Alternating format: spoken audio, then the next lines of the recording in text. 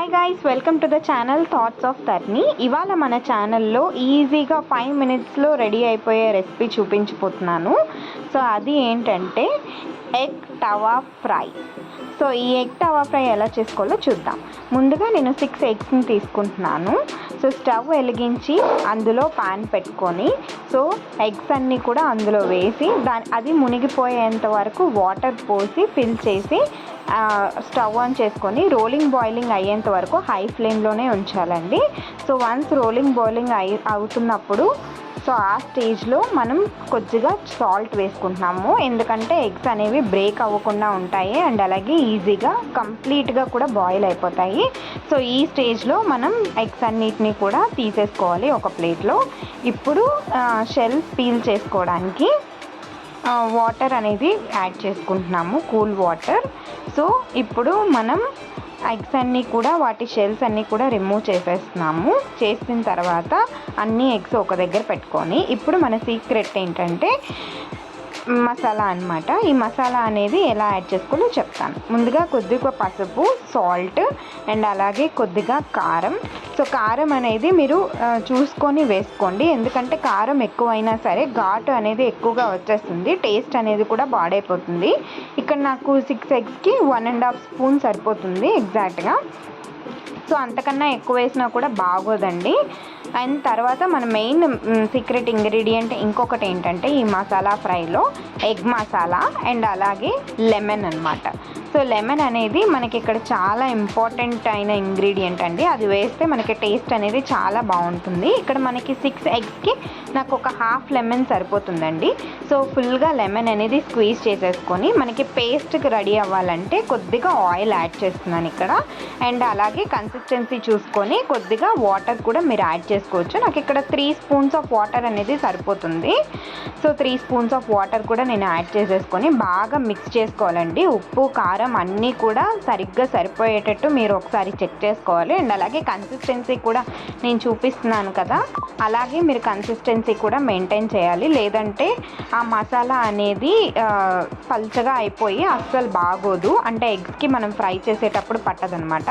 So నేను చూపించినట్టు ఇప్పుడు ఎగ్స్ అనేవి స్లైసెస్గా కట్ చేసుకొని మనకి ఫ్రై చేసుకునే ముందు కొద్దిగా ఆయిల్ అనేది యాడ్ చేసుకుంటున్నాము ఒక్కొక్క స్లైస్ మీద.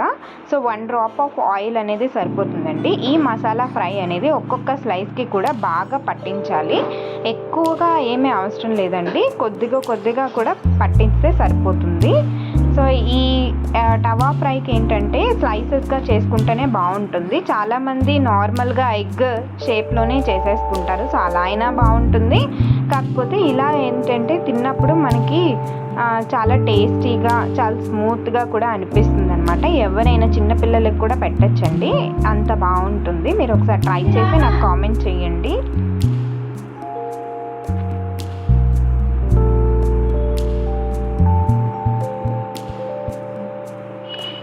ఇప్పుడు ఎగ్స్ అన్నీ ఇలా రెడీ చేసేసుకున్నాం కదా, ఇప్పుడు ఫ్రై చేసుకోవడానికి చూద్దాం. ముందుగా స్టవ్ మీద తవా పెట్టుకొని ప్రీహీట్ చేసుకోవాలి బాగా. సో ఇది ఎంత ప్రీహీట్ అయితే మనకి ఫ్రై అనేది అంత బాగుంటుందండి. మీరు ఒక లిడ్ పెట్టుకొని కూడా క్లోజ్ చేసుకొని హీట్ చేసుకోవచ్చు తవాని. నేను అలా ఏం చేయట్లేదు, నార్మల్గానే హీట్ చేస్తున్నాను. చేసిన తర్వాత ఇక్కడ లైట్గా ఆయిల్ వేసుకోవాలి. మీరు గీ కూడా వేసుకోవచ్చు, నేను ఆయిల్ వేస్తున్నాను. ఆయిల్ యాడ్ చేసుకొని అది కొంచెం హీట్ అయిన తర్వాత మనం మసాలా పెట్టుకున్నాం కదా ఎగ్స్ని, అవి ఒక్కొక్కటిగా యాడ్ చేసుకోవాలి. నేను ఇప్పుడు ఒక్క ప్రొసీజర్కి 4 ఎగ్స్ అనేది తీసుకుంటున్నాను. 4 ఎగ్స్ కూడా మనం బాగా ఫ్రై చేసుకోవాలి. సో ఇది కలర్ చేంజ్ అవుతుందండి, ఒక 2 మినిట్స్లోనే కలర్ చేంజ్ అయిపోతుంది. సో జాగ్రత్తగా తిప్పుకోవాలండి, లేదంటే ఎగ్స్ అనేవి బ్రేక్ అయిపోతాయి. సో ఒకసారి చూసుకోండి.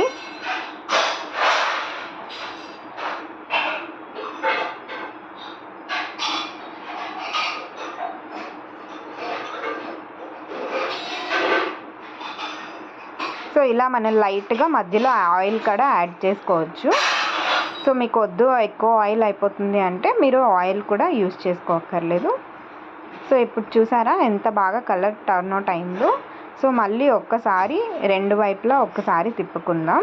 సో ఇప్పుడు కలర్ యాడ్ అయిపోతుంది అంటే మనకి కలర్ బాగా కనిపిస్తుంది అనుకుంటే మనం కొద్దిగా ఒక 2 మినిట్స్ అలాగే ఫ్రై చేసుకొని తీసేసుకోవచ్చు. ఇప్పుడు నాకు సరిపోతుంది ఈ ఫ్రై. సో నేను ప్లేట్లో తీసేసుకుంటున్నాను. అండ్ అలాగే ఇప్పుడు మిగిలిన ఎగ్స్ కూడా సేమ్ ప్రొసీజర్తోని మనం మళ్ళీ ఆయిల్ వేసి ఆ ప్యాన్లోని ఎగ్స్ అనేవి కూడా మళ్ళీ నేను ఫ్రై చేసేసుకుంటున్నాను, రిమైనింగ్ ఎగ్స్ కూడాను. సో ఇక్కడ మీరు కలర్ అండ్ టెక్స్చర్ చూసుకోవాలండి. మనకి ఎంత బాగా మంచి రెడ్ కలర్లో ఫ్రై అవుతుంది. సో ఆ స్టేజ్లో మనం తీసేసుకోవచ్చు. మరీ ఎక్కువగా ఫ్రై అయినా కూడా బాగోదండి, క్రిస్పీగా అయిపోతుంది. సో నేను ఎక్కువ మసాలా కూడా మళ్ళీ దాని మీద వేసేస్తున్నాను. చూడండి ఎంత బాగా వచ్చిందో.